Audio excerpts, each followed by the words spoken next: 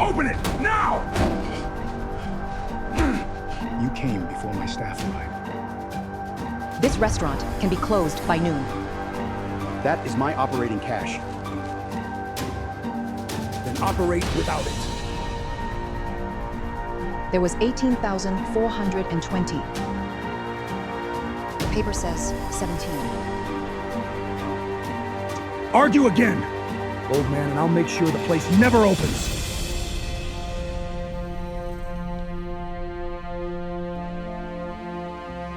We're done here. Confirm location. Golden Peony, Stockton Street, 831.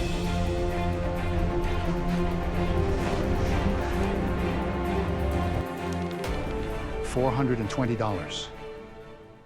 They seized the cash box of a 6-7-year-old man running a dim sum restaurant on Stockton Street. He didn't call a lawyer. He called a number he had memorized 11 years ago and never written down, and the moment he dialed, every word spoken inside Golden Peony that morning began moving through a channel that the city of San Francisco did not know existed, because the two inspectors who thought they were robbing a harmless old immigrant had just walked into the most expensive mistake of their careers. Henry Zhao moved through his kitchen the way water moves through a narrow channel, quiet, inévitable, without wasted motion. 6:45 in the morning. Same as always. He unlocked the back door of Golden Peony Dim Sum on Stockton Street. The same door he had unlocked at 6:45 every morning for 11 years. His restaurant didn't open until 10. He liked those hours. The silence before the city woke up was the only silence he still trusted. 67 years old, 5'6", silver hair cut close to his skull, hands spotted with age but steady in a way that had nothing to do with youth. His regular customers said he had the eyes of a man who had seen everything and was surprised by nothing. They meant it as a compliment. They had no idea how accurate they were. 3 weeks before the inspectors came, Henry had read a story in the Chronicle about a case the DOJ's Public Integrity Section had closed in Sacramento, a city building inspector who had been running a shakedown operation against Vietnamese restaurant owners for 6 years before a single receipt with a falsified amount led an investigator named Patricia Osei to pull the thread. The story quoted Osei once. At the end, "These cases look impossible, right up until they don't." Henry had read the quote twice, then folded the paper and set it under the counter. He had not forgotten the name. 3 weeks before the inspectors came, a man named Victor Song had also eaten lunch at booth 4. Song was 51, impeccably dressed, with the unhurried manner of someone who has never needed to hurry because the world has always arranged itself to wait for him. He came with one associate younger, quiet, positioned facing the door, and he ordered roast duck and jasmine tea and spoke in Mandarin at a volume that said he was not concerned about being overheard. He talked for 90 minutes. He talked about cash flow problems in the current quarter. He talked about businesses on Stockton and Sacramento and Grant that were producing well but needed adjustment. He used the word adjustment 4 times. Each time, his associate wrote something down. Henry refilled their tea twice. He smiled. He thanked them for coming. He did not look at their faces for longer than a waiter would. That evening, listening back through headphones in his office, Henry heard something he hadn't caught in the room. A name, Caruso, and a word he knew well soon. The 2 city inspectors arrived on March 14th. At 8:22 in the morning, Inspector Ray Caruso was the one who collected wide shoulders, a jaw like poured concrete, a clipboard he carried with the easy confidence of a man who'd done this many times. Behind him stood Supervisor Linda Tran, who selected 38, composed, her expression already arranged for the conversation ahead. She was the one who spoke first. "Mr. Zhao, San Francisco Department of Public Health. We're here for a compliance inspection." Henry stepped back and let them in. He watched them the way he had watched people with authority his entire life, not with fear, not with hostility, but with the kind of total attention that looked from outside like polite disinterest. Caruso's eyes went immediately to the shelving units on the north wall. Tran's gaze moved to the cash register near the pass-through window. Neither of them looked at the health permit framed above the door, which was current and had been current for 11 consecutive years. This was not a health inspection, of course. Henry said, "Can I get you tea? We're fine. We'll need your business license, your last 3 years of sales tax filings, and any cash on hand. Cash on hand. Standard financial review." Caruso said. The words came out smooth. "Verify that your reported revenue matches your operating cash. Nothing to be concerned about. I have approximately $18,000 in the safe." Henry said, "Weekend float. Many of my older customers prefer cash. We'll need to document that, of course." He led them to the small office at the back of the kitchen. He knew, as he turned the combination, that the money was going to leave with them. He had known it from the moment he opened the back door. The timing before his staff arrived, before any witnesses, was not an accident. They had come to take his money, and they had arranged it so no one would see. What they did not know was that the smoke detector above his desk was not a smoke detector. He opened the safe. $18,420. Rubber-banded in neat stacks, Caruso picked them up one by one and placed them in an evidence bag from his jacket pocket, moving quickly. The efficiency of a man who has done this before and wants to be done. "What regulation authorizes this?" Henry asked. "Municipal Code Section 10. RCC. Tran said, without looking up. "Financial compliance review. Funds returned within 90 days if filings check out." 90 days. Standard processing time. Henry said nothing. He watched Caruso seal the bag. He watched Tran sign the form. He accepted the yellow copy she handed him. The amount listed $17,000, not $18,420. 17,000. He looked at the number for exactly as long as a confused old man would look at a number that didn't match what he remembered. Then he folded the receipt and put it in his jacket pocket. And he thanked them for their time. And he walked them to the back door. And he watched them go down the alley. He stood in his kitchen for 60 seconds. $420. The gap between what they took and what they wrote down. He walked to the back corner, lifted the commercial rice cooker, removed the phone taped beneath the shelf, dialed a number he had memorized 11 years ago and used 14 times since it rang once. Confirme location. Golden Peony, Stockton Street, 8:31. "We have it." He put the phone back, replaced the rice cooker, returned to his flour station, and resumed measuring for the Chung Fun. His hands were steady. His heart rate was 61 beats per minute. He had a full day of service ahead of him. And he had one thread. He knew exactly what to do with the thread. Here is what was underneath. Caruso collected. Tran selected.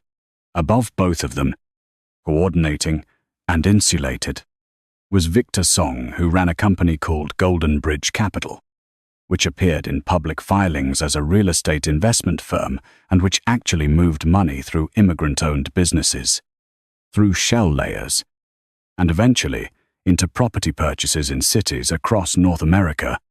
The money originated overseas. The men who sent it had names that appeared in files Henry had reviewed in another life, in another decade, when he was still a different kind of professional entirely. Song needed cash to keep the operation running. The compliance shakedowns provided it. Tran identified the targets cash-heavy, immigrant-owned, unlikely to have lawyers. Caruso did the collection. Over 4 years, 47 businesses, $1.4 million. The 47 were not a number. They were Maria Santos's alterations shop in the Excelsior, which lost $28,000 and spent 6 months cutting employee hours, while Maria told her staff there was a cash flow problem she couldn't explain. They were the Wynn family's pharmacy on Clement Street, which lost $40,000 and came within 3 weeks of closing before a cousin in Houston wired the money to keep the lights on. They were a Cantonese bakery in the Richmond, an acupuncture clinic in the Sunset, a hardware store run by a Salvadoran family who had been in the same building for 30 years. The geography of a community being quietly drained, business by business, by a system that looked like law enforcement from the outside. What made Song difficult, what made him nearly untouchable, was his fourth layer of protection. Song had a relationship with an FBI supervisory special agent named David Park. Song fed Park information low-level operatives, sacrificial names, the kind of intercepts that look good in quarterly reports but don't disrupt anything significant. In exchange, Park looked the other way on Golden Bridge. Song was burning small people to protect himself, and anyone who went to the FBI about Victor Song was walking directly into a warning system for the man they were trying to catch. Henry had known about Caruso and Tran for 26 months. He had not known about Park until the index card arrived. The index card came on a Tuesday. Inside a folded newspaper, delivered by a woman Henry didn't know, who sat at booth 4, ordered tea, and left without finishing it. The card said 4 things in block letters. Park is dirty. Song has immunity. You're on your own. Henry stood at his cutting board with the card in his hand and did the calculation that the card was designed to make him do FBI was compromised. The normal path was closed. He could take what he had to a civil lawyer and spend 5 years watching the case get buried while Song's lawyers filed continuances. He could go to the press. Sarah Okafor at the Chronicle had been waiting 14 months for enough material to publish, but a press story without an arrest gave Song time to move his assets and disappear. Or he could call Patricia Osei, whose name he had read 3 weeks ago in a story about a falsified receipt and a Sacramento building inspector and 6 years of shakedowns that ended because someone pulled a thread. He put the index card in his pocket. He picked up his knife. He texted a number in Portland Old Game. Need your eyes. 4 minutes later, address. Marcus Chen had spent 15 years at the IRS before leaving to work for himself. And he moved through financial records the way other men move through familiar neighborhoods quickly, without looking down. He drove down from Portland with 4 rolled maps and spread them across the tables of Golden Peony on a Tuesday morning before service. 47 businesses. Marcus said, every seizure, every deposit trail, every shell layer between Tran's accounts and Golden Bridge Capital. He tapped the largest map. Song isn't just skimming. He's using the seized cash to acquire property. 3 specific parcels in the Bay Area, each one within 2 blocks of a city official who sits on a planning or port authority committee. He paused. He's not investing. He's buying proximity. Henry looked at the map. How clean is this? Every number has a source document. Marcus looked at him over his glasses. This is enough to put Tran and Caruso away. Song away for a long time. If DOJ adds the foreign influence angle, a pause. But Park is the problem. The moment anyone moves on Song through official channels, Park finds out. Then we take Park first. Henry said, and we do it through someone who doesn't go through the FBI. He reached under the counter and put the folded Chronicle story on the table. The quote at the bottom. These cases look impossible right up until they don't. Marcus read it. You already know who you're calling. I've known for 3 weeks. Henry said, 6 days after the index card. His sous chef Jenny called him at 7 in the evening. Mr. Zhao. Her voice was careful in the way that people are careful when they are frightened and trying not to show it. 2 men came in tonight. During dinner service, they sat at the counter and didn't order. They looked at everything: the kitchen, the staff, the back. One of them took pictures. A poser. He asked me how long I'd worked here. I told him 11 years. He said he hoped I still had a job in a few weeks. Henry was quiet. Go home with Miguel tonight. He said, don't walk alone. I'll call you in the morning. After he hung up, he sat in the dark of his apartment above the restaurant for a while. Song had moved to the people. That changed the calculation. Not the strategy, the speed. Marcus, he said. When he called Portland, how soon? 72 hours. 48. A silence. What happened? They threatened my staff. Marcus was quiet. Then, 48 hours. And Henry, I think someone's been following me. Black Suv. 3 days. Have you moved the copies? Already done. 3 locations. 2 states. If anything happens to me, the full package goes to Okafor at the Chronicle. To Doe. And to a number in Virginia, I'd rather not say out loud. He paused. I activated it this morning. Henry held the phone for a moment. Marcus had built a dead man's switch before being asked. Because Marcus understood the shape of what they were in. Thank you. Henry said, don't thank me. Just move fast. He sent Jenny and the rest of his staff to Sacramento. Family emergency. He told them. Paid leave. He would explain everything when it was over. The next morning, Caruso came back. He came through the front door, before the staff arrived, and sat at the counter with the ease of a man who had decided to stop pretending. He put his hands flat on the surface and looked at Henry. We've completed our preliminary review of your filings. There are irregularities. Cash deposits that don't align with reported revenue. Going back 4 years. The kind of thing that results in license suspension. Extended closure. Henry dried his hands on a cloth. Victor Song sent his regards. The room went very still. Something shifted behind Caruso's eyes. A recalibration. He leaned back. Almost imperceptibly. I don't know who that is. He said, of course. Henry said, I'll look forward to hearing from your department. After Caruso left, Henry stood in his empty kitchen for 10 seconds.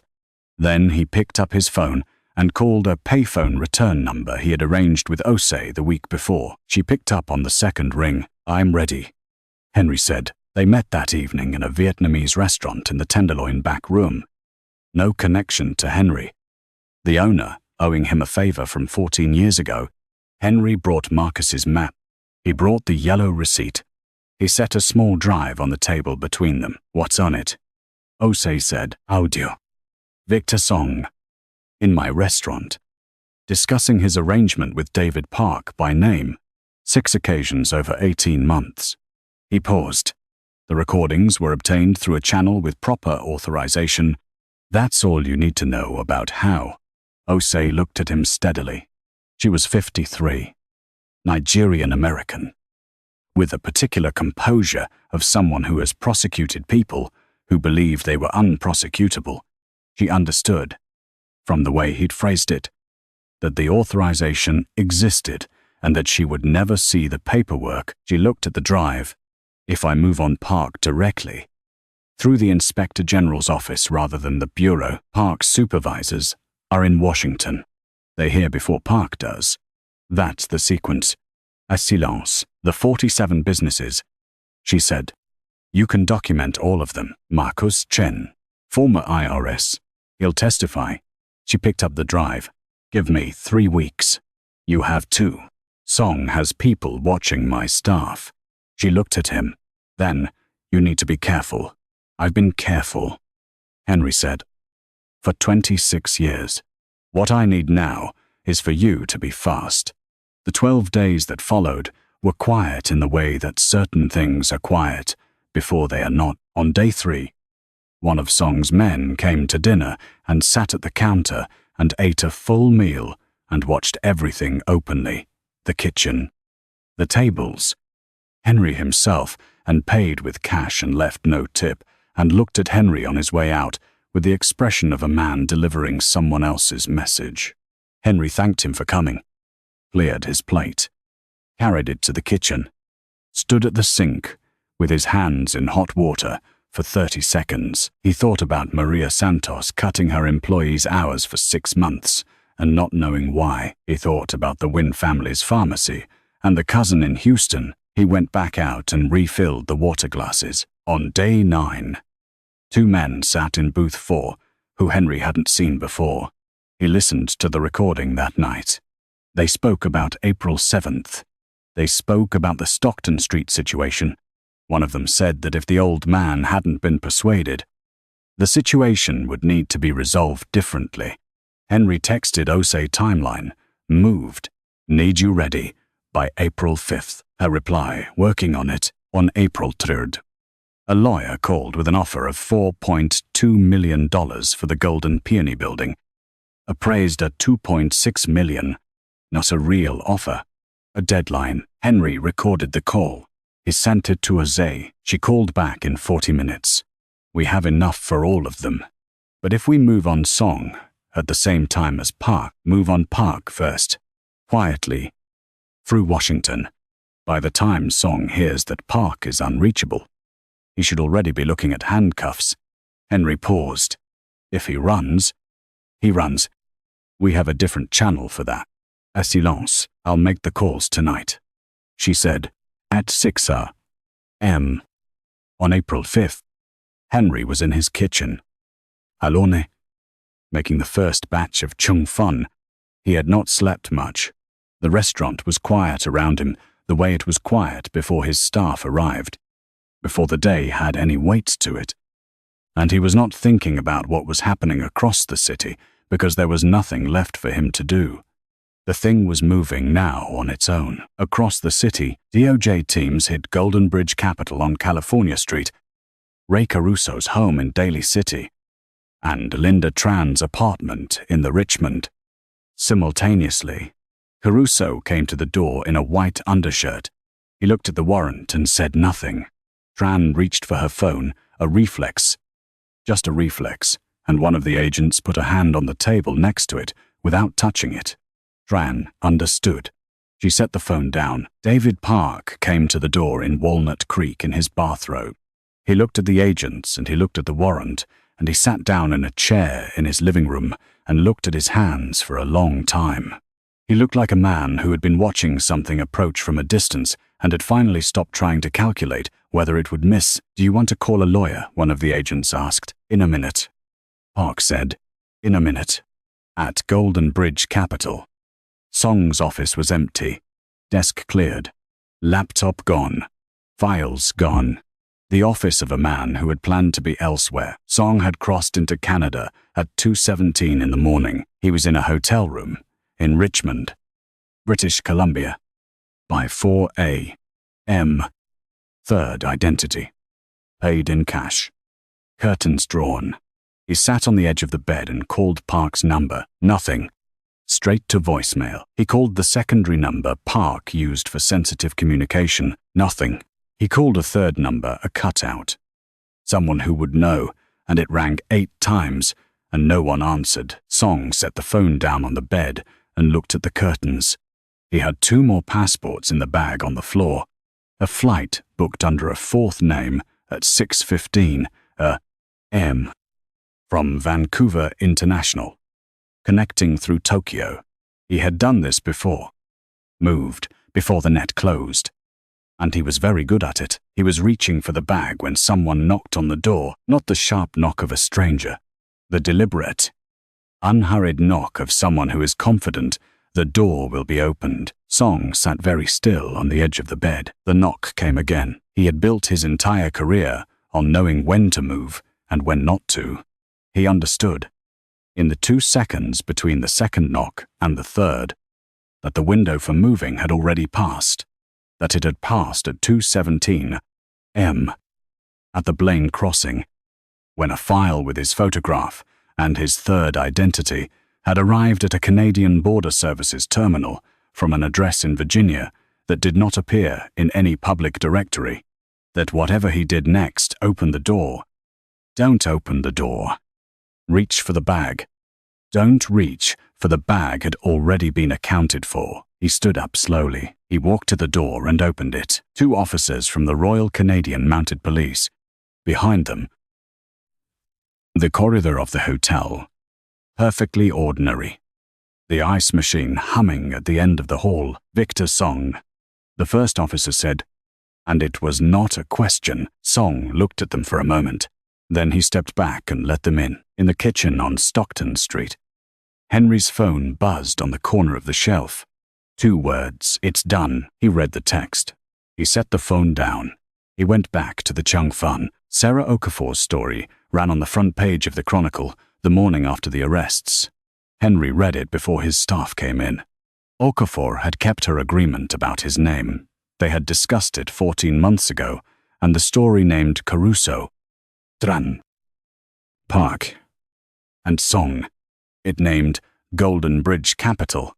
It described the scheme in detail. 47 businesses over 4 years, $1.4 million. It quoted Maria Santos, who ran the alterations shop in the Excelsior. Santos had lost $28,000 14 months ago and had spent 6 months unable to make payroll. She had been told that fighting the seizure would cost more than the money itself. She had believed it. "I thought that was just how things worked here," Santos told Okafor. "I thought no one was going to help us." Henry read the sentence twice. He folded the paper. He finished his tea. He thought about the 26 months of recordings on a server somewhere in the country. He thought about the debriefing next week, in a room with no windows, where he would spend 3 days walking people through what he had heard in booths 4 and 5. He thought about Park in federal arraignment. He thought about Song in a Canadian detention facility, opening a hotel door because he understood it was over. He thought about the turnip cake he had burned on March 14th. The only thing from that morning he could not get back. He put on his apron and started the rice flour for the Chung Fun. At 6:45, his staff arrived. Jenny came through the back door first, the way she always did, and she put down her bag and she looked at the kitchen clean, prepped. Everything exactly as it should be. And then she looked at Henry. He looked back at her. She had not asked him any questions since she came back from Sacramento. He had told her he would explain everything when it was over. He owed her that explanation, and he was going to give it, but not this morning. This morning was still the morning after. There was too much to carry in the space before the dim sum carts rolled. Jenny picked up a steam tray and set it in its rack. She picked up a second. She looked at him again, with the expression of someone who has decided, for now, to let a thing be what it is. Same time tomorrow. "Mr. Zhao," she said. Henry looked at her. "Same time tomorrow," he said. He turned back to his flower station. Outside, the city was waking up the flower shop, 2 doors down, taking its delivery. A cable car making its first run up the hill. The ordinary sounds of Stockton Street beginning again. His kitchen smelled of rice, flour, and ginger, and a particular warmth that only belongs to a working kitchen early in the day. 3 days later, a voice from Virginia called and asked if he was prepared to continue. He said yes without hesitating. He was not going to pretend that what he did and what the restaurant was were 2 different things.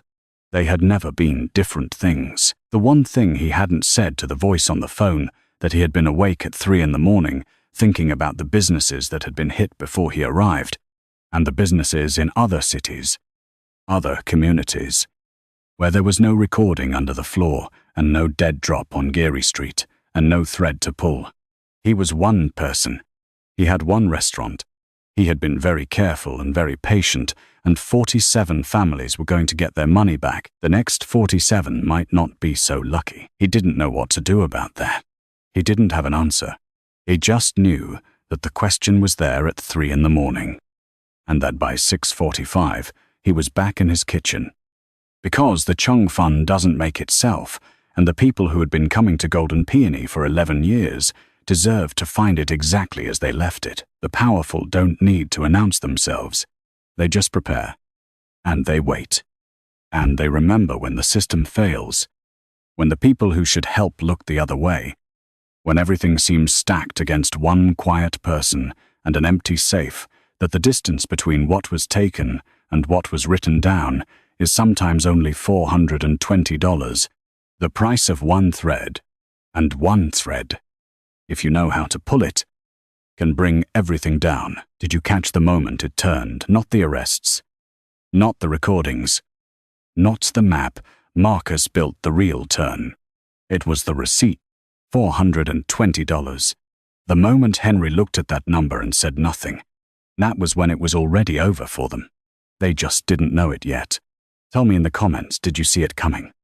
Or did it land on you at the end? And if someone in your life needs to hear a story about what patience and precision can do against power, share this. There's more coming.